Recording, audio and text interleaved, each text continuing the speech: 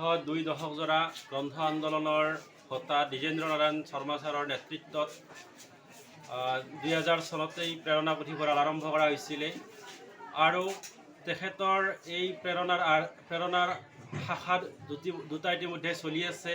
এটা হৈছে সৰুক্ষেত্ৰীত, বৰপেটা জিলাৰ সৰুক্ষেত্ৰীত, আৰু আনটো হৈছে নলবাৰী জিলাৰ নতুন দেশৰ মৌজাত। আৰু আজি আমাৰ ইয়াতেই তৃতীয়টো শাখা আনুষ্ঠানিকভাৱে উদ্বোধন হ'ল। সমাজ ৰূপান্তৰৰ কাৰণে তেখেতে যি বৈজ্ঞানিক মানসিকতাৰে সেই 2000 চনতেই প্ৰেৰণা পুথিভঁৰাল স্থাপন কৰিছিল, সেই সমাজ ৰূপান্তৰৰ যিটো আৰ্হিৰ যিটো চানেকি গোটেই অসমত যাতে বিয়পি পৰে, তাৰ কাৰণে তেখেতে যিটো প্ৰচেষ্টা ৰাখিছে, সেই প্ৰচেষ্টাৰ ফলস্বৰূপেই আজি ধমধমা গড়ভিতৰ শাখাটি আনুষ্ঠানিকভাৱে উদ্বোধন কৰা হ'ল।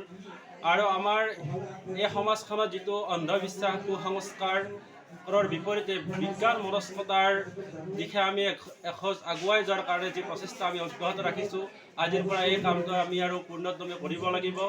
গতিকে আগন্তুক দিনত সমূহ গড়ভিতৰ ধমধমা অঞ্চলৰ ৰাইজৰ আমি সহায় সহযোগিতা কামনা কৰিছোঁ।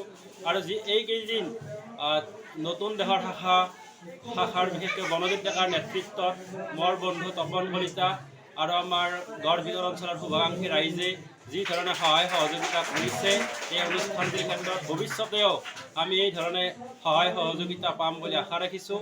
আৰু সমাজৰ উত্তৰোত্তৰ কাৰণে আমি অহপুৰুষাৰ্থ কৰাৰ কাৰণে চেষ্টা কৰিম।